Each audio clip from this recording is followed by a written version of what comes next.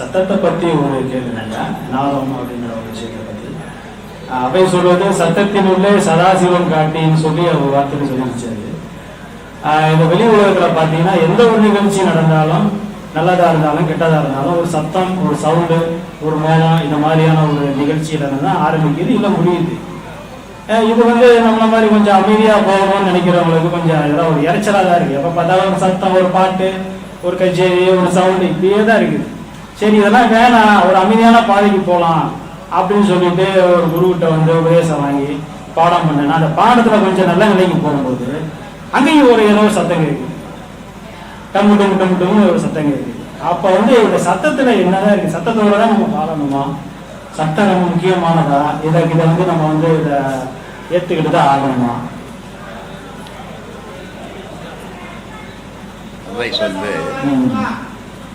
சத்தத்துக்குள்ளே சதாசிவம் பார்த்து, சித்தத்திலே சிவலிங்கம் பார்த்து. அப்போது சத்தத்தில் சதாசிவத்தை எந்த நேரமும் இயக்கத்தை பார்க்கணும். சதாசிவம்னா எந்த நேரமும் இயக்கம், அந்த இயக்கத்தை பார்க்கணும். உன் அறிவில் சிவலிங்கத்தை பார்க்கணும், ஆணும் பெண்ணும் இணைஞ்சதை பார்க்கணும். அதனால் சத்தத்துள்ளே சதாசிவம் பார்த்து, சித்தத்தினுள்ளே சிவலிங்கம் பார்த்து. இந்த இப்போ எங்கேயாவது ஒரு ஊட்டாண்ட ஒரு விளக்க கொளுத்தி வச்சா உன்னால் இங்கேருந்து பார்க்க முடியுமா? ஆனால் எங்கேயாவது ஒரு மோளம் அடிச்சா அது கேட்குது. அப்போது உன்னால் எதை கவனிக்க முடியும்னா சத்தத்தை கவனிக்க முடியும். இந்த சத்தம்ன்றது உலகத்தில் இருக்கிற சத்தம் ஒன்று, உனக்குள்ளே இருக்கிற சத்தம் ஒன்று. உலகத்தில் இருக்கிற சத்தங்களை கேட்டீங்கன்னா ஒரு வெறுப்பு வரும். ஏன் இப்படி அட்டுழியம் பண்ணிங்கிறானுங்க, இவ்வளோ சத்தம் போட்டுங்கிறானுங்க, இவ்வளோ எரிச்சல் பண்ணுறானுங்க. அதே நேரத்தில் உனக்குள்ளே கேட்குற சத்தத்தை பார்த்தீங்கன்னா ஒரு பயம் வரும். அந்த பயம் வந்து இல்லை, இது நமக்குள்ளே நடக்குது, இந்த சத்தத்தை நம்ம கேட்கணுன்னும் போது ஜோதியால் கூட மனசை அழிக்க முடியாது. நாதத்தால், சத்தத்தால் மனசை அழிக்கிடும். இந்த சத்தத்தை கூடவே நீ வாழும்போது உண்மையான ஆன்மீகத்தில் போகணுன்னா, ஏதோ குடும்பம் குழந்தை குட்டி ஏதோ போகிற போக்கில் ஆன்மீகத்தை பார்க்கறது அது வேற விஷயம். ஆனால் உண்மையான ஞானத்தை அடையணும், இதில் போகணுன்னா நீ அந்த சத்தத்தையே கவனிச்சிக்கணும், உன் வாழ்க்கை நடத்தணும். அப்போ உன் மனம் அந்த சத்தத்தோடு இணைஞ்சிடும். இணையும் போது அது எங்கேருந்து அந்த சத்தம் கிளம்பி வந்ததோ ஆரம்பத்தில் அங்கே எத்தனை போய் சேர்த்துடணும். அதனால்தான் சொன்னார், விந்து நிலை தனை அறிந்து விந்தை கண்டால் விதமான நாதம் அது குருவாய் போகும். உனக்கு குரு அது ஆயிடும். நான் இல்லை குரு, அந்த சத்தம் தான் உனக்கு குருவா மாறும். அதுவும் கூடவே நீ போனீங்கன்னா அது எங்க போய் சேர்க்கணுமோ கடவுள்கிட்ட சேர்த்துட்டு போயிட்டோம். அப்படிப்பட்ட சத்தத்தை நாளையில் கேட்கும். அதனால ஓங்காரம் நாதம். ஓங்காரம் என்றது சக்தி, நாதம் என்றது சிவம். அப்போ சிவமும் சக்தியுமா தான் உலகம் இருக்குது. ஆகாயமும் பூமியும் இருக்குது, ஆணும் பெண்ணும் இருக்குது, இரவு பகல் இருக்குது, எல்லாம் ரெண்டா தான் இருக்குது. இது ரெண்டா இருக்கிற வரைக்கும் ஏக்கம் உண்டு, ஒன்னாச்சுன்னா ஏக்கம் போச்சு. அதனால உனக்குள்ளவும் மூலாதாரம் ஆன்மான்னு ரெண்டு இருக்குது. மூலாதாரத்தில் சக்தி இருக்குதா, தலையில் ஆன்மா இருக்குது. ரெண்டும் தனித்தனியாக இருக்கிற வரைக்கும் நீ மனுஷன். இது ரெண்டையும் ஒன்றா இணைச்சிட்டின்னு சொன்னால் நீ கடவுள். இந்த மாதிரி நிலையை உயர்த்தணும்னு சொன்னால் அதுக்கு நாதம் அவசியம் அப்படின்னு சொல்கிறது தான் அந்த மகான்கள் நாதத்தை பற்றி அவ்வளோ உன்னிப்பாக பேசிக்கிறாங்க.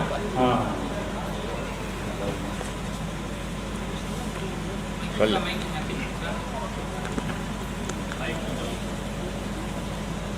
உணவு உண்பத்தின் பிரியும் 7 தாதுக்களான உணவு சாப்பிட்டதுக்கு அப்புறம் அது 7 தாதுகளா பிரியுது. உணவை உண்டதுக்கு அப்புறம் அந்த உணவு உடம்புல போய் 7 தாதுகளா பிரியுது அப்படின்னு சொல்றாங்க. 7 தாதுகளா பிரியுது. ஆனா நீ உண்ட உணவு 7 நாள் ஆகுது, அது உனக்கு மலமா போறதுக்கு. 7 நாள் ஆகுது. ஆமா. அப்போ அந்த 7 தாதுகளா, அதுதான் வாதம், பித்தம், சிரோஸ்மம், மஜ்ஜை, ரத்தம், விந்து, இப்படி 7 பிரிவா அது பிரியுது. அது பிரிஞ்சு 7 பிரிவா இருக்கிறதால் தான் நீ 7 ஆதாரத்தோட நீ வாழற. இல்லைன்னா உன் வாழ்க்கையே இல்லை. 7 தாதுகள் தான், 10 நாதங்கள் தான், 10 வாயுக்கள் தான் உன்னை இயக்குது. அதனால சொல்றார் திருமூலர், சிவன் எப்படிப்பட்டவர் அப்படின்ட்டு சொல்றான். தீயினும் வெய்யான், நெருப்பில் அதை கொளுத்த முடியாது. புனலிலும் தனியான் ஆயினும் ஈசன் அருள் அறிவார் இல்லை. அந்த தெய்வத்தை பற்றி உணரக்கூடிய மனுஷன் இல்லை. சேயினும் நல்லான் குழந்தையை விட தங்கமானவனும். நனியவன் அன்பர்க்கு தாயினும் நல்லான். மக்களுக்கு தாயை விட சிறந்தவனாம். ஆனா அதை உணரக்கூடிய மக்கள் இல்லையா. அதனால இறைவனை உணரணும். அப்படி ஒரு செயலை மனிதன் விரும்பணும். இவன் அதை விரும்பது இல்லையே. இவன் வீட்டுக்கு போன உடனே பாசம் பற்று பொண்டாட்டி புள்ள சொத்து இதை தான் தேடும்போது அந்த ஈசனை உணரக்கூடிய சக்தி இவனுக்கு கிடைக்கல. மகான்கள் என்ன பண்ணா அந்த பாசம் எல்லாத்தையும் அறுத்து போட்டான். அறுத்து போட்டுட்டு ஈசனே கதின்னு உட்காந்தான். அதனால இறைவனே அவன் உள்ளத்துல குடிக்கொண்டான். அந்த மாதிரி நிலையை சராசரி மனுஷனால உருவாக்க முடியுமான்னா முடியாது. ஏன்னா இவனுக்கு எல்லா உறவுகளும் இந்த சொல்லி கொடுக்குற செயலை செய்துக்கினே இருந்தான்னா அடுத்த பிரிவில் அவனே அந்த நிலை கேட்டுவோம். அதை யாரும் சொல்லிக் கொடுக்க வேண்டியதில்லை.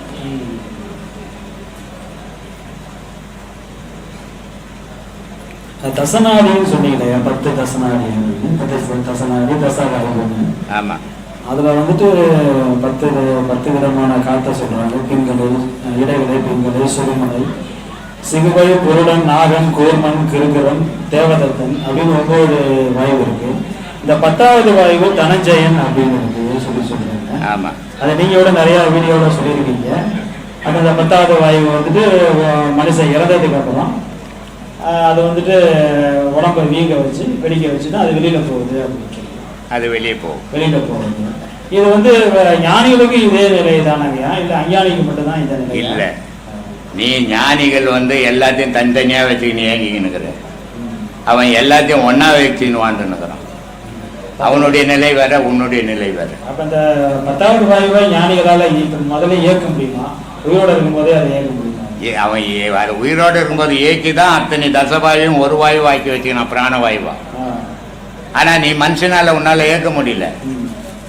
வள்ளலாறு நடந்து போனார்னா அவர் ஒரு வத்தி குச்சி வச்சா கூட நிழல் விழும்.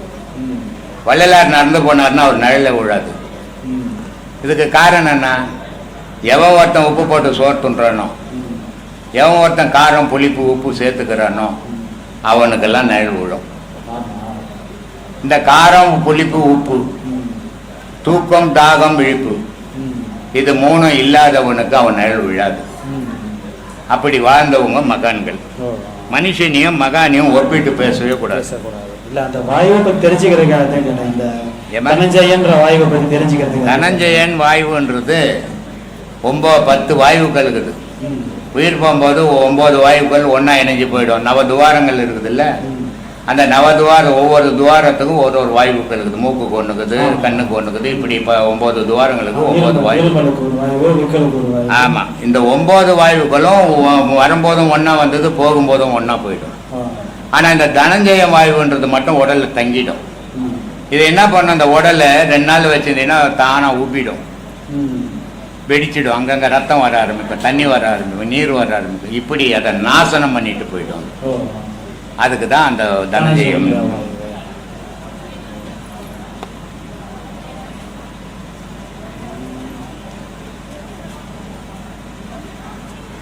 ஸ்தூல தேகம், சூட்சம தேகம், காரண தேகம், காரிய தேகம் அப்படின்னு சொல்றீங்க. சரி. இதை வந்துட்டு ஸ்தூல தேகம்ன்றது வெளியில நம்ம பாக்குறது தெரியுது நல்லா. சரி. சூட்சம தேகம் அப்படிங்கிறது வந்து இது வந்து கடவுளுடைய இயக்கம் அப்படின்னு எடுத்துக்கலாமா? கடவுளுடைய இயக்கம்லாம் இல்லை. உன் உடல்லையே 4 விதமான தேகங்கள் இருக்குது.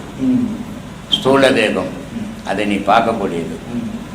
இப்போ எங்கன்னா உளுந்து தோல் வைட்டிக்கும், உள்ள இருக்கிறது வெள்ளையா தெரியும், தெரியுது இல்லை?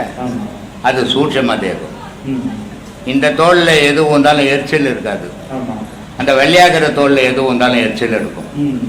அப்போ அது என்னன்னா நெருப்பு தேகம்னு அர்த்தம். இது நீர் தேகம்னு அர்த்தம். அப்போ ஸ்தூல தேகம், சூட்சம தேகம். காரண தேகம் மூச்சு, காரிய தேகம் எல்லாத்தையும் வழி நடத்துது.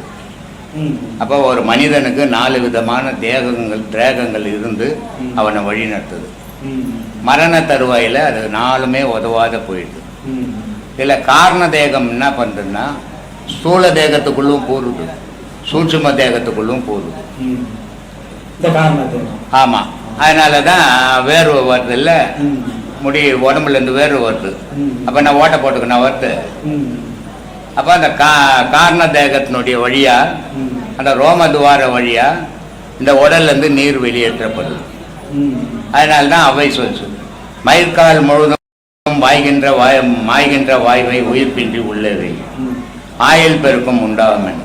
என்ன அலைகள் நீ எவ்வளவு வெளியே செலுத்துறியோ அவ்வளவும் உயிர் அழிய போதுடா. என்ன அலைகளை எவ்வளவு உள்ள நிறுத்துறியோ அதனால உனக்கு ஆயுள் பெருக்கம் உண்டாகும் அப்படின்ச்சு. ஆனா இவன் மனுஷன் என்ன பண்றான், பக்கத்து வீட்டுக்காரனை பார்க்கறான், அக்கத்து வீட்டுக்காரனை பார்க்கறான், பணக்காரனை பார்க்கறான், ஏழையை பார்க்கறான்.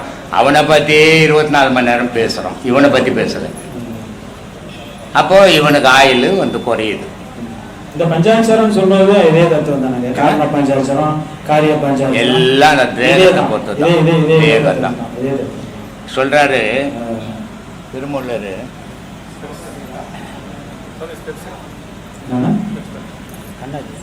இருக்கட்டும், 10 விதமான ஓசைகளை ஒரு ஞானிக்கு ஆன்மீகவாதி கேட்கணும். இவனுக்கு ஒரு உபதேசம் கொடுத்து காதில் சும்மா அப்படியே வண்டு கத்துற மாதிரி வந்தோடனே எனக்கு காதில் கொலையை பூந்துக்குச்சுங்க, எனக்கு கொம்பேத்து குத்தின்னு வரான். கொம்பேத்து போயிட்டு டாக்டர் கிட்ட போறான், அவர் சைக்காட்டிஸ்ட் போட்டு உனக்கு ஏதோ ஆயிடுச்சு சைக்காட்டிஸ்ட். அப்போ இந்த மாதிரியான மனுஷன் எங்க ஆன்மீகத்தில் பயணம் பண்ண முடியாது. அதனால சொல்றாரு 10 விதமான ஓசையை வந்து மனித உடல்ல இவன் அனுபவிக்கணும். அப்போ தசநாதங்கள் இருக்குது, தச வாயுக்கள் இருக்குது, தச நாடிகள் இருக்குது. இதில் காத்துங்கள் ரொம்ப போது இந்த ஓசைகள் உனக்கு கேட்க ஆரம்பிக்கின்றான். அதனால சொல்கிறான், மணிக்கடல், யானை, வளர்குழல், மேகம், நனிவண்டு, தும்பி, வலைபேரிகை, யாழ், தனி தொழ நாதங்கள் தாம் இவை 10 பணிந்தார்க்கு இல்லாமல் பார்க்க ஒண்ணாது. இதை கேட்குறவனை தவிர அதை எடுத்து காட்ட முடியாத அடுத்தவனுக்கு. இத்தனை நாதங்களையும் அவன் கேட்கணும், அவன் தான் ஞானி, மற்றவெல்லாம் அஞ்ஞானிடான்றார். சும்மா நான் வேஷம் கட்டிக்கிட்டால ஞானி ஆகிட முடியாது. இவ்வளவும் அனுபவிக்கணும். இவ்வளவும் நீ அனுபவிச்சேன்னா உனக்கு பற்று போயிடும். இவ்வளவு அனுபவிச்சுன்னா சொத்து மேலே பற்று வராது. இப்போ ஒரு அம்மா வந்தாங்க, ஸ்ரீபெரும்புதூர் பக்கத்தில் 1/2 கிரவுண்டுக்கு தான். அவங்க உன் பேரில் எழுதி கொடுத்துட்றாங்க, நான் எனக்கு வேணாம் அப்படின்னாங்க. நான் சொன்னேன், என் பேரில் எழுதி நான் என்ன பண்ணுறேன், ஆசிரமம் பேரில் எழுதி அதோட விற்று கொடுத்தீங்கன்னா எனக்கு கட்டிடலாம் அப்படின்னா. நான் எப்படிங்க விற்கிறது, நீங்களே அதை விற்றுக்கலாம். அப்போது 1/2 கிரவுண்டு எழுதுறாங்க, எப்படியும் ஒரு 10 லட்ச ரூபா போவோம், நம்ம கொண்டாட்டி புள்ள கொட்டி ஓதுவோம் அப்படின்னு தான் நான் நினைக்கணும். ஆனால் அந்த என்ன வரலையே, உனக்கு கொடுத்தா என்ன பண்ணியிருப்பா, அவள் தானே இருக்குதாம்மா, பக்கத்தில் ஒரு 1/2 கிரவுண்ட் சேர்த்து எழுதம்மான்னு. இது சராசரி மனிதனுடைய ஆசை. 1.5 கோடி ரூபாய் போட்டு இந்த மக்கள் ரோட்லலாம் நிற்கிறாங்கன்ட்டு அதை கட்டிக்கின்னு இருக்கிறோம். அது 1.5 கோடி ஆகுமோ, அது எவ்வளோ ஆகுமோ தெரியல. எதுக்கு இதை கட்டணும்? நான் இதை கட்டுறத மெட்ராஸில் 2 வீடு வாங்கி விட்டா மாதம் ஒரு 1.5 லட்ச ரூபா 2 லட்ச ரூபா வாடகை வரும், ஜம்மன் சாப்பிடலாமே. இது அஞ்ஞானிக்கும் ஞானிக்கும் உள்ள வேறுபாடு. ஞானியினுடைய நோக்கமெல்லாம் உலகத்துக்கு நம்மளால் என்ன செய்ய முடியும், இதுதான் ஞானியினுடைய நோக்கம். அஞ்ஞானியுடைய நோக்கம், என் பொண்டாட்டிக்கு என்ன செய்ய முடியும், பிள்ளைங்களுக்கு என்ன செய்ய முடியும், எவ்வளோ சொத்து சேர்க்க முடியும், நாளைக்கு நான் பட்ட கஷ்டத்துங்க படக்கூடாது, இதுதான் அஞ்ஞானியினுடைய நோக்கம். அப்போ இப்படி வாழற மக்கள்கிட்ட ஞானம் எங்கேருந்து வரும் சொல்லு? இதுதான் ஞானிகள் சொல்லி இருக்கிறது. நம்ம எடுத்துக்கிறது இல்லை, நமக்கு புரியவும் இல்லை. புரியாத புதிராகவே இருந்துக்குன்னு அவங்க எல்லாத்தையும் மறைச்சிட்டாங்கன்னு போய் சொல்லின்னு போகிறோம். நம்ம அவங்க எதையுமே மறக்கலை. உலகத்தில் எல்லாத்தையும் சொல்லி வச்சுக்கிறாங்க. சொல்கிறான், ஒரு குழந்தை பிறக்கிற இடம் இருக்குது, அது உதவாத இடம்டான்றான். காரணம் என்னன்னா, அது எப்பவுமே தண்ணி சுரந்துக்குன்னே இருக்கிற இடம், ஊத்த குழிடாது இருக்கும். அதனால சொல்கிறான், ஊத்த குழியில் மண்ணெடுத்து உதிர புனலில் உண்டை சேர்த்து வாய்த்த குயவனார் செய்யும் மண்ணு பாண்டம் வரைவோட்டுக்கு ஆகாது என்று ஆடுப்பாம்பு. பரிகாசமாய் ஒரு மாது பார்த்த போது பையோடு கன்றது என்று ஆடுப்பாம்பு. இவ்வளோ மாதிரி குழந்தைய பெற்று அதை சீராட்டி வளர்த்து, என் தங்கம் என் செல்லம்னுட்டு கட்சியில் பார்த்தா அது ஒத்த பைசா கூட உதவாத போடலாம். ஒரு பிளாஸ்டிக் பக்கெட்டு உடஞ்சி போயினா கூட மாற்றி போட்டிங்கன்னா இன்னொரு பக்கெட்டு கொடுப்பான், சின்ன பக்கெட்டியாக. ஆனால் இது உடஞ்சி போனால் எடுத்துன்னு போனால் எதுக்குமே உதவாது. ஒரு ஆடு செத்து போனால் மோளங்கட்ட தோல் உதவும், மாடு செத்து போனால் உதவும், இந்த மனுஷன் செத்து போனால் எதுக்கு உதவும்? ஆனால் இவன் என்னமோ அதிசயமான விஷயம் மாதிரி உலகத்தில் நடிச்சுக்கின்னு இருக்கிறான். உண்மை இவனுக்கு விளங்கலை. இவனுக்கு உண்மை தெரியாதால இப்படியெல்லாம் நடனம் ஆடிக்கின்னு இருக்கிறான். அண்டத்தில் உள்ளது பிண்டத்தில் உள்ளது அப்படின்னு சொல்லுவாங்க. ஒரு இதில் வந்துட்டு பஞ்சபூதங்கள் வந்து அண்டத்திலே இருக்கு, பிண்டத்திலே இருக்குது. பஞ்சபூதங்கள் வந்து பஞ்சபூதம் அண்டத்தில் இருக்குது, பிண்டத்திலே இருக்கு. இல்லை அதுதானே இருக்குது. மழை எங்கேருந்து வருது? நம்மள எவனாவது விஞ்ஞானி வர வைக்க முடியுமா? சூரியன் எவனாவது வர வைக்க முடியுமா? சந்திரனை எவனாவது வர வைக்க முடியுமா? இல்லை இதெல்லாம் யாராவது மறைக்க முடியுமா? அப்போ இது இயற்கை, இதான் இறைவன். அப்போ இதை வந்து மனிதனால் தடுக்கவோ செய்யவோ முடியாத விஷயம். எது மனிதனால் முடியாதோ அதெல்லாம் இறைவனுடைய செயல். எதெல்லாம் மனிதனால் முடியுதோ அதெல்லாம் விஞ்ஞானியினுடைய செயல், மனுஷனுடைய செயல். அப்போ இதெல்லாம் செய்ய முடியாது. உனக்கு தூக்கத்தை நீ வர வச்சுக்க முடியுமா? தானா உட்காந்து அப்படியே தூங்குற மிஷின்லயே இல்லை. உன் பசியை நீ வர வச்சுக்க முடியுமா? உன் மூச்சை நீ ஏற்க முடியுமா? இது எல்லாமே இயற்கையா நடக்குது. இது எல்லாமே இறைவன் செயல். இதெல்லாம் மனித செயலே கிடையாது. ஆனா நான் நான் நான் தான் எல்லாம் உலகம் பண்றான். உலகத்துல ஒரு தூசு கூட கிடையாது நீ. அப்படிப்பட்ட இந்த உருவங்கள் இது எதுக்காக அமைஞ்சதுன்னா இந்த உருவத்தை வச்சுதான் கடவுள் அடைய முடியும். அப்படிப்பட்ட உருவத்தை உனக்கு கொடுத்து அதை இங்கே ஆட்டம் ஆடி போட்டு ஒற்றி போறேன். அதனால சொன்னான் தாயினுடைய கர்ப்பம் நந்தவனம். அந்த நந்தவனத்தில் நீ 10 மாசம் உருவானதா, அதை எத்தனை போய் பத்திரமா இறைவன் கிட்ட சேர்க்கணும். ஆனால் சேர்க்காதங்க, கூத்தாடி கூத்தாடி போட்டு உடைக்கிறியதான். அதனால சொன்னான் நந்தவனத்தில் ஒரு ஆண்டி 4 மாதமாய், 4 6 10 மாசம் 4 மாதமாய் குழவனை வேண்டி கொண்டு வந்தாண்டி ஒரு தோண்டி, அதை கூத்தாடி கூத்தாடி போட்டு உடைத்தாண்டி. அப்படிதான் நம்ம உடச்சின்னுக்கிறோம். அப்படி உடைக்க மட்டும்தான் நமக்கு தெரியும். வேற எதுவும் உருப்படியான வேலை நமக்கு செய்ய தெரியாது. இந்த பஞ்சபூதத்துடைய செயல்பாடு இப்போ விஞ்ஞானிகள்லாம் வந்து நிறைய ஆராய்ச்சி பண்ணிட்டு இருக்காங்க. அந்த கிரகத்தில் போய் மனுஷன் வாழலாம், இந்த கிரகத்தில் மனுஷன் வாழலாமா அப்படின்னு சொல்லிட்டு. இந்த பஞ்சபூதம் அப்படின்ற உலகம் உள்ள இருக்கும்போது மற்ற கிரகங்கள்லையும் வந்து பஞ்சபூதம் இருக்க முடியாது. அப்போ அங்கே ஏன் உயிர்கள் தோன்ற மாதிரி இல்லை? மழை வேற கிரகத்தில் பெய்யுதா? கடல் எங்க இருக்குதோ அங்கதான் காற்று, கடல் எங்க இருக்குதோ அங்கதான் மழை.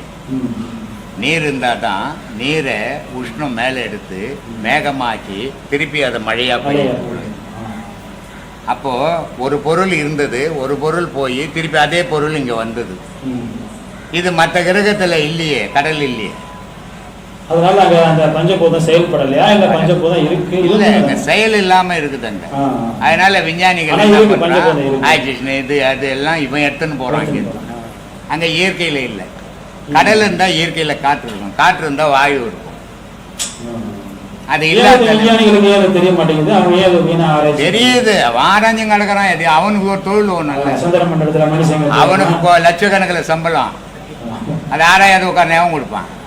அதனால எதையோ ஒன்று தேடிக்கினே இருக்கணும். விஞ்ஞானியினுடைய வேலை உலகத்தை ஆராயணும், அது விஞ்ஞானிக்கு வேலை.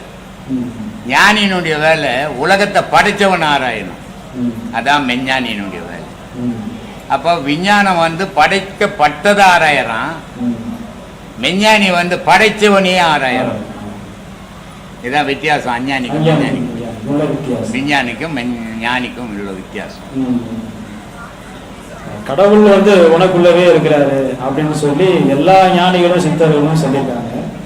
இதை வந்து அதிகமா வலியுறுத்துறது ஐயா நீங்க தாங்க. அதிகமா, அதாவது இதை வந்து கடவுள் உனக்குள்ளதான் இருக்காரு, நீ அதை பாரு அப்படின்னு சொல்லி இதை வந்து ஒரு பெரிய ஒரு பிரச்சாரமாகவே இதை நீங்க செஞ்சிட்டு இருக்கீங்க உலகம் முழுக்க. அது என்ன பிரச்சாரம் பண்ணினாலும் கூட சில மனிதர்கள் வந்து அது எப்படி என் உடம்புல கடவுள் வருவாங்க. நான் சொன்னதே வேணாம், நான் சொன்னதை விட்டுடு. நீ யோசித்து பாரு. உலகத்தில் பல ஆயிரம் மதங்கள் இருக்குது. யார் சொல்றது? கடவுள் சொல்றது. அவன் சொல்றான் என் கடவுள் சிறந்தவர், என் கடவுள் தான் உண்மைன்றான். ஜீசஸ் சொல்றார், பிதாவே ஏன் என்னை கைவிட்டு அப்படின்றார். அப்போ ஜீசஸ்னுடைய கேள்வியிலேருந்து என்ன நமக்கு கிடைக்குது? என்னை படைத்தவன் பிதான்னா அப்பா, அப்பான்னா கடவுள். ஏன் என்னை கைவிட்டுட்டேன்ற அந்த மரண தருவாயில் அவர் கேட்குறாரு. ஏன் கைவிட்டாருன்றதை புரிஞ்சிக்கல, இந்த மக்களும் புரிஞ்சிக்கல. கைவிட்டதுக்கு காரணம், உங்கள்கிட்ட ஒரு 10,000 ரூபாய் நான் கொடுத்து அமிச்சேன், நல்லா செலவு பண்ணிட்டு நல்லபடியாக வந்து சேருன்ட்டு. நீ என்ன பண்ண, 10,000 இங்கேயும் செலவு பண்ணிட்டு பரதேச நிற்கிற துட்டு இல்லாத. இயேசுநாதனுடைய நிலை என்ன ஆச்சுன்னா, சித்தாடல் அதிகமாக பண்ணார். அவர் அவருடைய சக்தியெல்லாம் இங்கே இழந்துட்டார். அவருக்கு வந்த தீமையை தடுத்து கூட வலிமை அவருக்கு கிடைக்காம போயிடுச்சு. இதை பட்டினத்தார் உஜினி நாட்டில் கழுகு மரம் ஏத்துறான். அவர் சொல்றாரு, பட்டினத்தாரு, இந்த ஊன் உடல் எடுத்து நான் ஒரு பாவமும் பண்ணதில்லை. முன் பிரிவில் செய்த பாவம் இங்க வந்து மூழுதோ என்னன்னு தெரியல.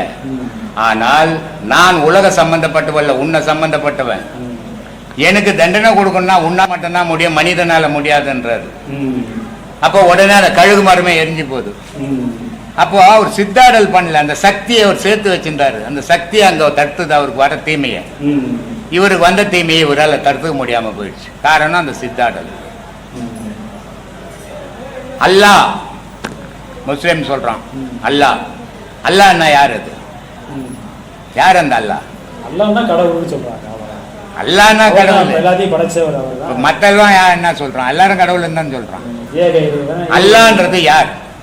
அல்லாஹ்னாக்கா எல்லாமே நின்றார். எல்லாமே நீயும் கடவுள் தான், நானும் கடவுள் தான், உலகமும் கடவுள் தான், படைச்சவனும் கடவுள் தான், படைக்கப்பட்டவனும் கடவுள் தான். அதான் அல்லாஹ். எல்லாமே எல்லாமே கடவுள், அதுதான் அல்லாஹ்.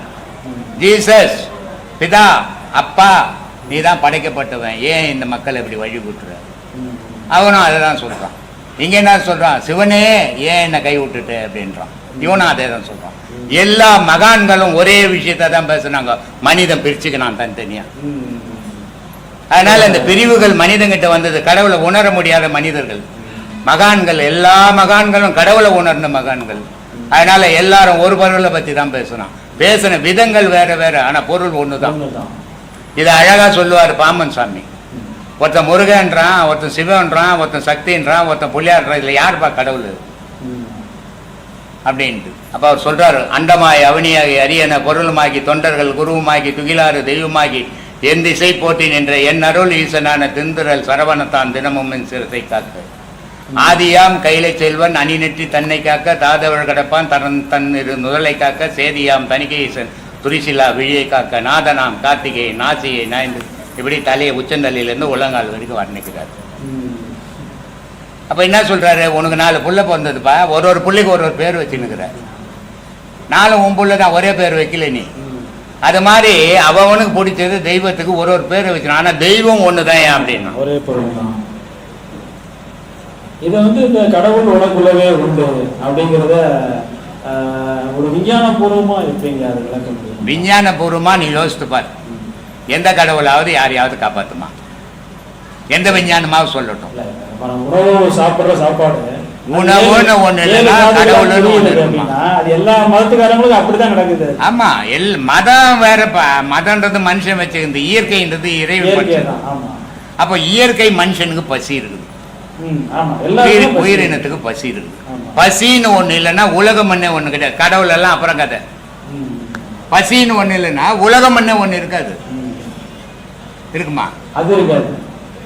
அப்போ பசி தான் கடவுளை காட்டுது, பசி தான் உணவு அளிக்குது, பசி தான் உணவை சாப்பிடுது. அந்த உணவால தான் உயிரினங்கள் வாழுது.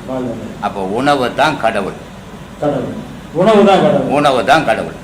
பஞ்சபூதத்திலிருந்து வர்ற உணவு எல்லாம் பஞ்சபூதத்துல உணவுல அரிசி, அரிசின்னா ஏன் அதுக்கு அரிசின்னா? ஆனா அம்பாள், சீனா சிவம், ரீனா அரி சிவம் மகாவிஷ்ணு, முப்பொருளும் கலந்த தாண்டா அரிசின்னா. இதை நீ சாப்பிட்டு தாண்டா இந்த முப்பொருளும் சேர்ந்தாண்டா உன்னை வாழ வைக்கணும். அப்ப எந்த உணவு வழிபாடுமே தேவையில்லை, சாப்பாடா நல்லா நன்றியோட வணங்கி சாப்பிட்டாலே கடவுளை வணங்கணும். இப்ப நாத்திக இருக்கிறான், கடவுளே இல்லை, நல்லா கொழு கொழுன்னு இருக்கிறான். கடவுளே இருக்கிறான், கரோடு மாறிக்கிறான். காரணம் இவன் சாப்பாடு இல்லை, அவன் நல்லா சாப்பிட்றான், கண்டதை கிழங்கு மாறிக்கிறான். அப்ப எது உயிரினத்தை காப்பாற்றணும்? உணவு தான் உயிரினத்தை காப்பாற்றும். இப்போ மரம் செடி கொடி எல்லாம் எந்த கடவுளை கும்பிட்டுங்குது? எந்த கடவுளை கும்பிட்டு? தண்ணி இல்லைன்னா அது வருமா? அப்ப தண்ணி தான் உணவு. அதனால தான் நான் சொன்னேன் 3 விதமா இருக்குது, சார்ந்து இருக்குது உயிரினங்கள். மரம் செடி கொடி இதுக்கும் உயிர் இருக்குது, அதெல்லாம் நீரை சார்ந்து இருக்குது. நடமாடும் உயிரினங்கள் இதெல்லாம் சுவாசம் காற்றை சார்ந்து இருக்குது. மண் கல் மலை இதெல்லாம் நெருப்பை சார்ந்து இருக்குது. இந்த 3 வகையா தான் இந்த உலகம் இயங்குது, இதுக்குள்ளதான் இயக்கும். வயது வரை உதவ வேண்டும். பெற்றோர்கள் பிள்ளைகளுக்கு ஒரு 15 வயசு வரைக்கும் தான் உதவ முடியும், அதுக்கப்புறம் உதவ முடியாது. ஆனா உதவின்றது எது? பணமா, பொருளா, பாசமா? எந்த செயலா இருந்தாலும் ஒரு 15 வரைக்கும் தான் பெற்றோர்கள் உதவும். 15 வயசுக்கு மேல மனைவி தான் உதவும். அதனால தான் சொன்னான் தாய்க்கு பின் தாரம். குறிப்பிட்ட காலம் வரைக்கும் தான் தாய் தப்ப மக்களுக்கு தன்னுடைய பிள்ளைகளுக்கு உதவி செய்ய முடியும். அந்த பருவம் வந்த உடனே பிள்ளைகளுக்கு உதவி செய்ய முடியாது. இப்போ ஒரு பெண் குழந்தைங்கிறது, ஒரு சின்ன குழந்தை நான் தூக்கி முத்தமிடுவேன், தாத்தான்னா அப்பான்னு. அதே ஒரு வயசுக்கு வந்து பொண்ணு போய் முத்தமிட்டுன்னா என்ன சொல்லுவான்? கட்டே தடிக்க மாட்டாங்க என்ன சொல்லுமா? அதனால எதுவுமே ஒரு பருவ காலம் வரைக்கும் தான் உபயோகப்பட முடியும். இப்போ உன் பையன் இருக்கிறான், நீ இப்போ கூப்பிடுற, முத்தமிடுற, முத்தத்தில் 5 விதமான முத்தங்கள் இருக்குது, முத்தமிடுற. அதே உன் பையன் பருவம் வந்த நைனா வாடான்னு முத்தமிடுவியா? எவ்வளோ திமிடுறான் பொம்பளைக்கு, பொழுதே கூப்பிட்டு முத்தமிடுறேன். அதனால எதுவுமே ஒரு காலகட்டம் வரைக்கும் தான் செய்ய முடியும். பிள்ளைகள் தாய் மேல இடுற முத்தம் பாசம். அதே மாதிரி தாய்மார்கள் பிள்ளைகளுக்கு இடுறது ஆசை முத்தம். கணவன் மனைவிக்கு இடுற முத்தம் காம முத்தம். ஒரு குரு சீடனுக்கு இடுற முத்தம் அறிவு முத்தம். இந்த மாதிரி முத்தத்திலே பல விதங்கள். வாழ்க்கை விதிப்படி, எல்லாம் விதிப்படின்னு சொல்றாங்க ஐயா. அப்புறம் கோவில் எதுக்கு, கடவுள் எதுக்குங்க ஐயா? எல்லாமே விதிப்படிதான் நடக்குது, வாழ்க்கையே விதிப்படிதான்ன்றாங்க. அப்புறம் கோவில் எதுக்கு, கடவுள் எதுக்கு? மிருகம் மாதிரி வாழறான்னு எப்படி சொல்றாங்க ஒரு மனுஷனை பார்த்து? அவன் செய்யற செயலை பொறுத்து. அப்ப அந்த செயல் எதால் அவனுக்கு ஏற்பட்டது? பக்குவம் இல்லை. கோவில் இருந்து நம்மளை விட ஒரு உயர்ந்த பொருள் கடவுள் இருக்குது. எல்லாருமே ஞானத்தில் போக முடியாது. நம்மளை விட ஒரு உயர்ந்த பொருள் அது கடவுள். அதுதான் உலகத்தை காப்பாற்றுது, அதுதான் நம்மளை காப்பாற்றுது. அந்த பக்தி ஊற அவன் ஒரு பக்குவத்துக்கு வருவான். அதனால் அவை சொல்லிச்சு கோயில் இல்லா ஊரில் குடியிருக்க வேண்டாம். ஏன்னா கோயில் இல்லாத ஊரில் கோயில் போய் சோறு போட போகிறதில்லை. பக்குவம் இல்லாத மிருகத்தனமாக இருப்பான் அவன். அதனால ஒரு கோவில் கட்டி வாழ்ந்தீங்கன்னா நீ பக்குவமாக இருப்ப, மனிதனாக வாழ்வ, மிருகம் மாதிரி ஆக மாட்ட. அப்படின்றதுக்காக கோவில் குளங்கள் கண்டிப்பாக போகணும். ஆனால் அது வாழ்நாள் ஃபுல்லாக போயிடக்கூடாது. சில பருவம் வரைக்கும் தான் போகணும், குழந்தைங்களுக்கு தெரியாத வரைக்கும். சாவர வரைக்கும் கோயிலே சுற்றிருந்தா பாவம் அறியாமைன்னு அர்த்தம். சனி நீராடு அப்படின்னு சொல்றாங்க ஐயா. சனி நீராடு, சனி நீராடு. ஆண் பிள்ளைகள் சனிக்கிழமை புதன்கிழமை தலை குளிக்கணும், எண்ணெய் தேய்ச்சி. பெண்கள் வெள்ளிக்கிழமை செவ்வாய்க்கிழமை. அது என்னது ஐயா? கிரகங்கள் 9 இருக்குது. இந்த 9 கிரகத்திலையும் இப்போ கூட கடலில் ஒரு பகுதி இருக்குது. மேலே ஃப்ளைட்டு போச்சுன்னா கீழே வலிச்சுப்போம் அந்த இடத்துக்கு போனோம். இது வரைக்கும் அதை கண்டுபிடிக்கவே இல்லை, யாராலையும் எந்த விஞ்ஞானியாலையும் கண்டுபிடிக்க முடியல. ஒரு கப்பல் போச்சுன்னா உள்ளே எடுத்து போயிடும், அது எங்கே போச்சு ஏது போச்சு ஒன்றுமே தெரியாது. அதே மாதிரி கிரகங்களில் சனி கிரகத்துக்குள்ளே போனால் எதுவும் திரும்பாது. சனி கிரகன்றது வைகுந்தம்னு அர்த்தம். அப்போது அது மோட்சத்துக்கு போயிடுச்சு, முக்திக்கு போயிடுச்சு. அதனால் அந்த சனி கிரகத்துக்கு சனிக்கிழமையானா வீட்டில் வடை பாயசம் போட்டு இந்த குழந்தைங்களுக்கு ஆண் பிள்ளைகளுக்கு தலைக்கு ஊற்றி அந்த சனி கிரகத்தை வழிபடு, இந்த பெருமாளை வழிபடு. சனி கிரகத்தினுடைய அதிபதி பெருமாள். அதை வழிபட்டினா உனக்கு நல்ல வழி கிடைக்கும், நல்ல அறிவு வளரன்றது வச்சாங்க. பெண்களுக்கு உலகத்தை இந்த கிரகங்களை இயக்கிறது வெள்ளி தான். அதனால தான் பெண்களுக்கு தனி சிறப்பு. பெண்கள் மஞ்சா பூசணும், பெண்கள் குங்குமம் வைக்கணும், குங்குமம் பெண்கள் பொட்டு வைக்கணும். அப்போ எல்லா கிரகத்தையும் இயக்கிறது பெண்கள் தான். அப்போ இந்த குடும்பத்தை இயக்கிறதும் பெண்கள் தான். நீ 1000 பேர் ஒன்றா சேர்ந்து ஆம்பளைங்க இருந்தீங்கன்னா கூட அதுக்கு குடும்பம்னு சொல்ல மாட்டான். ஒரு ஆணும் ஒரு பெண்ணும் சேர்ந்தால் தான் குடும்பம்னு சொல்லுவான். அப்போ அந்த குடும்பம்ன்றது நடத்துறது அந்த பெண்கள் கிட்ட தான் இருக்குது. அப்போ பெண்கள் சிறந்தவங்க. அந்த வெள்ளிக்கிழமை புனிதமான நாள், அந்த நாளை பெண்களை கொண்டாடுங்கன்றதுக்காக வெள்ளிக்கிழமை வச்சுக்கிறாங்கம்மா. அகத்தின் அழகு முகத்தில் தெரியும் சொல்றாங்க. ஆமா, நீ எவ்வளவு கொடுக்க போறேன்னு மூஞ்சி பார்த்தா எனக்கு தெரிஞ்சு போச்சு. அது எப்படி பார்க்கணும், ஒருத்தர் சூலமாவா பார்க்கணுமா, அதெல்லாம் சொல்ல முடியாது. இப்ப நல்லவ மாதிரி மூஞ்சி இருக்குது, கொடூரமான செயல் செய்யறான். கெட்டவ மாதிரி முகம் இருக்குது, நல்ல தர்மங்களை பண்றான். அதனால அதெல்லாம் காலங்கள் கடந்து போச்சு. இன்னைக்கு காலத்துல அகத்தை பார்த்து முகத்தை பார்த்தெல்லாம் சொல்ல முடியாது. காலேஜுக்கு அனுப்புறான் பொம்பளை பசங்களை, காலேஜுக்கு போகிற ஆம்பளை பசங்க நல்லபடியாக போயிட்டு வந்து தாய் தப்பம் வாய் தப்பம் திரும்ப மாட்டேங்குது. அகத்தின் அழகு முகத்தில் தெரிஞ்சுன்னா வீட்லயே நிறுத்திடுவாங்க. அதனால இதெல்லாம் இப்போதைக்கு இந்த காலத்துக்கு ஒத்து வராது. அதெல்லாம் ஆதி. முதுமையில பெண்களை விட ஆண்கள் ஏன் தனியா இருக்க கஷ்டப்படுறாங்க? முதுமை வயசுல பெண்களை விட ஆண்கள் தனியா இருக்க கஷ்டமா என்ன மலேசியாவில் ஒரு அம்மா வந்து கேட்டாங்க. மலேசியாவில் இல்லை, இப்போ வீட்டில் தான் வந்து கேட்டாங்க. திருச்சியிலேருந்து ஒரு அம்மா வந்துருந்தாங்க. அந்த அம்மா கேட்குறாங்க, எல்லாரும் கட்டுக்கட்டி தேவை சேர்த்துட்டாங்க, 4 பேரும் ஆம்பளைங்க மட்டும் இருக்கிறாங்க.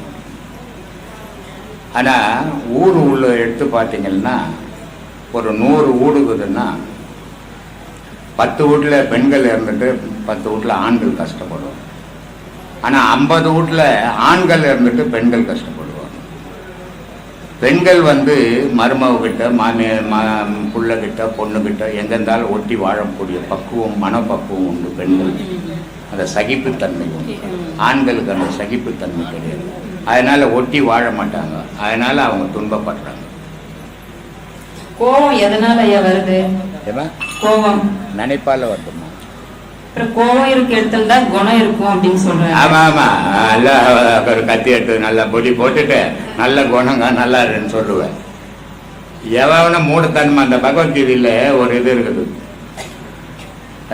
எது நடக்கணுமோ அது நன்றாக நடக்கும், எது நடக்க வேண்டுமோ அது நன்றாக நடக்கும். ஆமா, ஒரு சாவு வீட்டில் போய் எது நடக்கணுமோ நன்றாக நடந்தால் நம்மள பக்கத்தில் படுக்க வச்சிருவோம். நீ படுத்துக்க கூட நல்லா நடக்கட்டும். எல்லாமே எல்லா இடத்துக்கும் சரியாகும். எந்த சில இடத்துக்கு சில வார்த்தைகள் பொருந்தும். அந்த மாதிரி எல்லாமே எல்லா இடத்துக்கும் பொருந்தாதமா, பொருந்துற மாதிரி நடந்துக்கணும். பார்க்கும்போது அதை அடுத்தவங்க கிட்ட சொல்ல முடியல, தற்கொலைக்கு போதும். இந்த மாதிரியான பழக்க வழக்கங்களை முதல்ல பெற்றோர்கள் தவிர்க்கணும். படிக்கிற பீரியட்ல படிக்கணும், மற்ற நேரத்தில் தாய் தப்பனோட உறவாடணும். செல்லை பார்த்துக்கணும். 24 மணி நேரம் செல்லை பார்த்தினா மூளையும் போயிடும் கண்ணும் போயிடும். அதுக்கு மூளையும் கண்ணும் போனதோட போகாது, அது வாழ வேண்டிய கருத்தும் போயிடும். அது கட்சியில் தற்கொலைக்கு போய் நிற்கும். தற்கொலை நீ ஒரு பிறவியில் நீ பண்ணீங்கன்னா 100 பிறவி போன்றாலும் 100 பிறவிலையும் தற்கொலை பண்ணிக்கிட்டால் சாகு. அதுக்கு தான் சொன்னான் பகவத்கீதை, எவன் ஒருவன் எதை நினைக்கின்றானோ அவன் ஒருவன் அதுவாக ஆகின்றான். நீ எதை நினைச்சிக்கின்னு வாழற நீ அதுவாக தான் ஆக போற. தற்கொலையை நினைச்சின்னு வாழ்ந்தீங்கன்னா நீ பிறக்கும் போதெல்லாம் தற்கொலை தான் பண்ணிக்க போற. அதனால அது மூடத்தனமான முடிவு. ஒரு பெற்றோருங்க இப்போ ஒரு குழந்தைய பெற்று வளர்த்து எவ்வளோ அருமையாக வளர்த்து எவ்வளோ பணம் செலவு பண்ணி அவங்க வாழ்க்கையே இந்த குழந்தைங்களுக்காக இழக்கிறாங்க. நீ திடீர்னு போய் அவர் காதலிச்சேன் இவ்வளோ காதலிச்சேன் இத்தை பார்த்தேன் அத்தை பார்த்தேன்னு தற்கொலை பண்ணிங்கன்னா அந்த தாய் தாப்புன ஒரு நிமிஷம் நினைச்சு பார்த்தியா நீ? அப்புறம் நீ என்ன மனித பிறவி நீ? தாய் தாப்புன எந்த பிள்ளைகள் கடவுளா நினைக்குதோ அந்த பிள்ளைகளுக்கு இந்த உலகத்துல துன்பம் கிடையாது, வாழ்க்கையும் நல்லா இருக்கும், நிம்மதியா இருக்கும். மதிப்பெண் கம்மியாயிடுச்சுனாலும் சரி, அப்பா திட்டாங்க அம்மா திட்டாங்கன்ற திட்டினாதான் அப்பா அம்மா பக்கத்து வீட்டுக்காரன வந்து பின்ன திட்டுவான். பணம் செலவு பண்ணும்போது மட்டும் அப்பா பணம் கொடுக்கல அம்மா பணம் கொடுக்கல சொத்து கொடுக்கலன்னு வரைய அதை கேட்க கூடாது. அப்பா திட்டக்கூடாது. எப்பா நான் ஸ்கூல்ல நான் படிச்சுக்கிறேன் சம்பாதிச்சு நீ பணம் செலவு பண்ணது, அம்மா நீ சோறு போட நான் ஹோட்டல்ல சாப்பிட்டு நீறேன். அப்பா அம்மானா திட்டினா எதுக்காக திட்டுறாங்க? நீ நல்லா இருக்கணுன்றதுக்காக அவங்க திட்டிங்கிறாங்க. ஆனா நீ முட்டாள்தனமா எடுத்து மூடத்தனமான செயல்களை செய்தீங்கன்னா அதுக்கு தாய் தகப்பனா பொறுப்பு, நீ தான் பொறுப்பு. இப்ப பள்ளியில ஏங்க ஆன்மீகம் சொல்லி தர மாட்டாங்க? சொல்லிக் கொடுக்க மாட்டாங்க. சொல்லிக் கொடுக்குற அளவு பொறுமை இல்லை மாணவர்களுக்கு. பள்ளியிலே போய் தண்ணி அடிக்கிறேன் அவன் ஏங்கன்னு சொல்லிக் கொடுப்பான் ஆசிரியர். முன்னெல்லாம் ஒரு குழந்தைய எத்தனை போய் ஸ்கூலுக்கு விட்றாங்கன்னா தாய் தப்ப வாத்தியார்கிட்ட சொல்லி விட்டுட்டு வரும்போது சொல்லுவாங்க, கண்ணை 2 விட்டுடுங்க உரிச்சிடுங்க மீதெல்லாம். அப்போ அந்த பிள்ளைங்க பயந்து படிச்சதோ, ஐயோ வீட்டுக்கு போனாலும் அப்பா அம்மா திட்டுவாங்க, இங்கேயும் வாத்தியார் திட்டுவாங்கணும். இப்ப பையன் அப்படி தொட்ட உடனே அப்பா அம்மா அவங்களோட போறதில்ல, ஒரு ஊரையே கூட்டு போய் நிக்கிறாங்க. வாத்தியார் இது படிச்சா நமக்கு என்ன, போனா நமக்கு நான் அவன் போறான். செயல்கள் நம்ம எதை செய்யறோம், அது சரியா செய்யறோமா, சரியானதா, அது பின்னாடி வாழ்க்கைக்கு உதவுமான்னு யோசிக்கிறதே கிடையாது. அவசரம் அவசரம் அவசரம், எல்லாத்துலயும் அவசரம். பசங்க கெட்டு போறதுக்கு வாய்ப்புகள் அவசரமா கெட்டு போகுது. அன்புதான் சிவன் சொல்றீங்க, அப்ப அன்பு அன்றாடம் வளரணுமா? அன்புதான் சிவம்.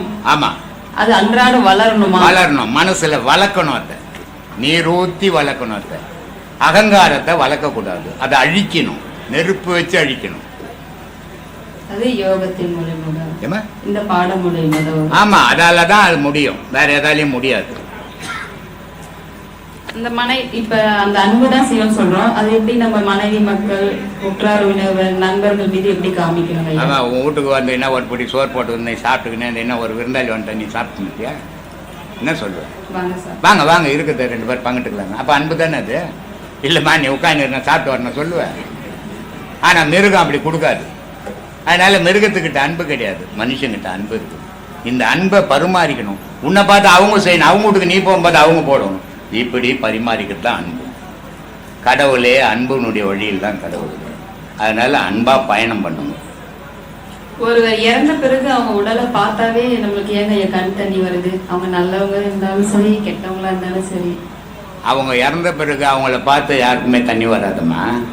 அங்க அழுவுறவங்களை பார்த்து தண்ணி வந்துடும். ராஜா நீ இருக்கும்போது என்னென்ன பண்ண ராஜா வச்சிருப்பான், ஆனா செத்த பிறகு ராஜான்னு வாங்க. அப்ப அவங்க சொல்லி அழுவத்தை பார்க்கும்போது உன் மனசுல அது படும்போது உனக்கு அழ வரும். செத்து போய் இந்த பார்த்து அழ வராது யாருக்கும். ஏமாத்த கூடாது என்கிட்ட. நான் என்ற சொல் பொதுவா அகங்காரமா சொல்றாங்க. ஆனா ரமண மகரிஷி நான் என்பது ஆன்மா அப்படின்னு சொல்றாங்க. இப்ப கூட நான் கூட என்கிட்ட கூட ஒருத்தர் வந்தாரு, சாமி நான்ன்றது அகங்காரன்றாங்களே, அப்ப நான் எப்படி சாமி சொல்றது? ஆமா, நான் இருந்தா தான் என் நீ இருப்பேன். நான்ன்றது இல்லைன்னா நீன்றதே இல்லை. அப்ப நான் இருக்கணும், அந்த அந்த நான் என்னோட இருக்கணும். ஆனா என்னுடைய நான் இன்னொருத்தர் மேல பாயக்கூடாது. பாயும் போது அது அகங்காரமா மாறும். என்னோட இருக்கும்போது நானாவே இருக்கிறேன். நான்ன்றது ஒவ்வொரு மனிதனுக்குள்ளும் இல்லைன்னா அவன் இருக்க மாட்டான். மகரிஷின்னா உயர்ந்தவர்னு அர்த்தம். இப்ப எல்லாரும் அவங்கவுங்க வச்சுக்கிறாங்க. நான் எந்த பேரையும் வச்சுக்கல. எங்க அம்மா அப்பா வச்ச பேர் மட்டும்தான் நான் வச்சு சுத்திங்கிறேம்மா. எனக்கு எந்த பேரும். அந்த தமிழாராய்ச்சி மையத்திலேருந்து அவங்க ஒரு 3.5 மணி நேரம் என்னை பேட்டி எடுத்தாங்க ஒரு முறை. அதே மாதிரி பிரான்ஸ் ரேடியோவில் அங்கேருந்தே பேட்டி எடுத்தாங்க, இங்கேருந்தே நான் பேட்டி கொடுத்தேன். அப்போ அவங்க சொன்னாங்க, உங்களை மகானன்னு சொல்லலாமா, இல்லை சித்தர்ன்னு சொல்லலாமா, இல்லை ரிஷின்னு சொல்லலாமா, என்னன்னு சொல்லலாம் சார், மனுஷன்னு சொல்லுவோம். ஏன்னா மகானன்னு சொல்றதுக்கோ ரிஷின்னு சொல்றதுக்கோ சித்தர்ன்னு சொல்றதுக்கோ தகுதி நமக்கு வேணும். சும்மானா நானா ஒரு பேரை போட்டு போறதால ஒன்று சாவதானே போறேன் நான். அப்புறம் அந்த பேர் என் கூட வரப்போகுது. அதனால அப்படியெல்லாம் வச்சுக்கூடாது. நீ எதுவா வாழற, குழந்தையா இருந்தீங்கன்னா உனக்கு குழந்தை தான் பேர். குழந்தைக்கு போய் 60 வயசு பெரிய மனுஷன் பேர் வச்சுக்கூடாது. 6 அறிவு படித்த மகான்கள் இருந்தால் அவன் பேரெல்லாம் நம்ம வச்சு தூக்கின்னு சுமக்கக்கூடாது, தப்பு அது. அதனால நான் அதெல்லாம் வச்சிருப்பேன். எங்கள் அப்பா அம்மா வச்ச பேர் மட்டும்தான் நான் வச்சுக்கிறேன். பறவைகள், விலங்குகள், மனிதர்கள் இருக்காங்க.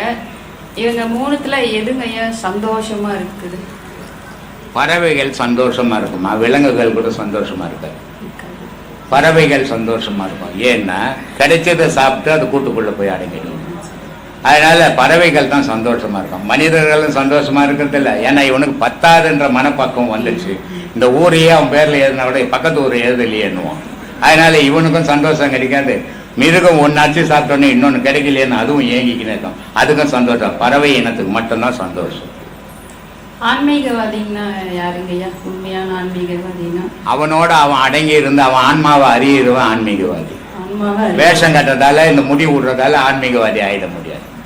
ஆன்மீகம்ன்றது அவனுடைய ஆன்மாவை அவன் உணர்ந்திருக்கணும், அவன் பார்த்துருக்கணும், அதோட அவன் கலந்துருக்கணும். அவன் தான் ஆன்மீகவாதி. ஒரு மனிதன் எப்போது முழு மனிதன் ஆகிறான்? ஒரு மனுஷன் எப்போது பக்குவம் பெறும்போது முழு மனிதன் ஆகிறான். பக்குவம் இல்லாத போது அரை மனிதனா தான். 60 வயசானாலும் அரை மனுஷனாவே இருப்பான் சில பேர். பக்குவம்னா இதுதான் பேசணும், இங்கே இப்படிதான் பேசணும், இவங்க கிட்ட இப்படிதான் நடக்கணும், அப்படி நடக்கிறோம் பக்குவம் பெற்றவன். அப்படி பக்குவம் பெற்றவனுக்கு வயசே கிடையாது. அதனால அவன் உயர்ந்தவன். ஆனா 60 வயசாகி கூட பக்குவம் இல்லாத குழந்தைங்கிட்ட போய்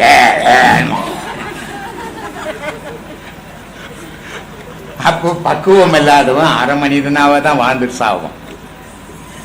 இப்ப நம்ம பாடம் பண்றோம், அதுல வர அந்த வலி இன்னல் அதை எப்படிங்க ஐயா தடுக்கிறது? உனக்குள்ளவே எல்லாமே இருக்குதுன்னு உணரணும். இந்த சித்தர்கள் ஏங்க ஐயா இந்த ஜடாமுடியெல்லாம் வச்சிருக்காங்க? பாதுகாப்புக்கு வச்சுருந்தாங்கம்மா. ஏதாவது போய் தலையை பிடிச்சி பிடிக்கிடக்கூடாது, தலைகளை நைச்சின்னு ஒண்டிடக்கூடாது. அதனால் அந்த முடி போட்டு நான் கடவுளுக்கு அதுக்கு சம்மந்தமே கிடையாது. ஏதாவது அந்த தலையில் ஊந்துக்கூடாது. ஏன்னா கடவுள் வாழாத இடம் அது. அங்கே ஊந்து ஒண்டிடக்கூடாது. நம்மளை மாதிரி மொட்டத்தனமெல்லாம் போக மாட்டான்.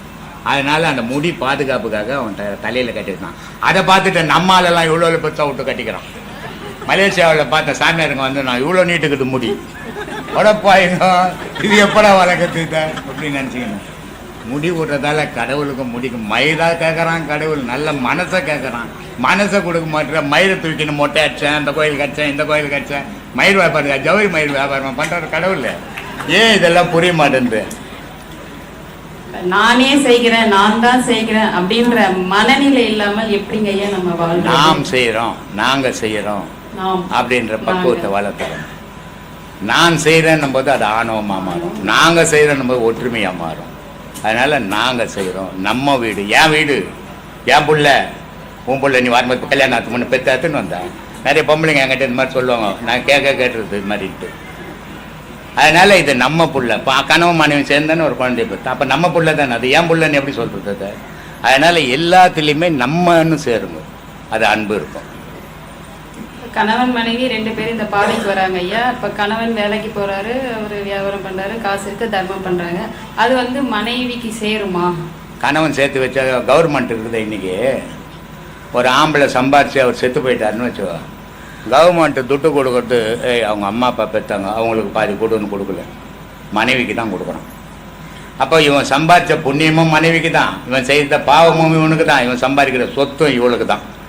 அதனால் நீ மொத்தமாக சேர்த்துரு. கலை விருத்தத்துல ஒரு பாடம் சொல்றாங்க, அவரவர் வினை வழி அவரவர் வந்தனர், அவரவர் வினை வழி அவரவர் அனுபவம், எவரவர் குதவினர் எவரவர் குதவிலர், தவறவர் நினைவது தமையுணர் அதுவே அப்படின்றாங்க ஐயா. நீ செய்த பாவ பயன் புண்ணிய பயனால நீ இந்த உலகத்துக்கு வந்து, இந்த உலகத்துக்கு வந்து இனிமேலாவது நீ உன்னை உணர்ந்து வாழறியா? அப்படின்னா உணர்ந்து வாழ. உனக்கு எது அந்த நிமிஷம் தோணுதோ அதை செய்யுது. அந்த தோணும் போது செய்கிற செயலுக்கு ஏற்ற மாதிரி அடுத்த பிறவி எடுக்க போகிறேன். இதை நான் இவருக்கு கொடுத்தேன், அவருக்கு கொடுத்தேன், இவருக்கு தர்மம் பண்ணேன், அவருக்கு தர்மம்ன்றது எப்போ பண்ணையோ அப்போ மறக்கணும். அதுதான் தர்மம். தர்மன்றதை நினைவு வச்சுருந்தீங்கன்னா அது தர்மமாகாது.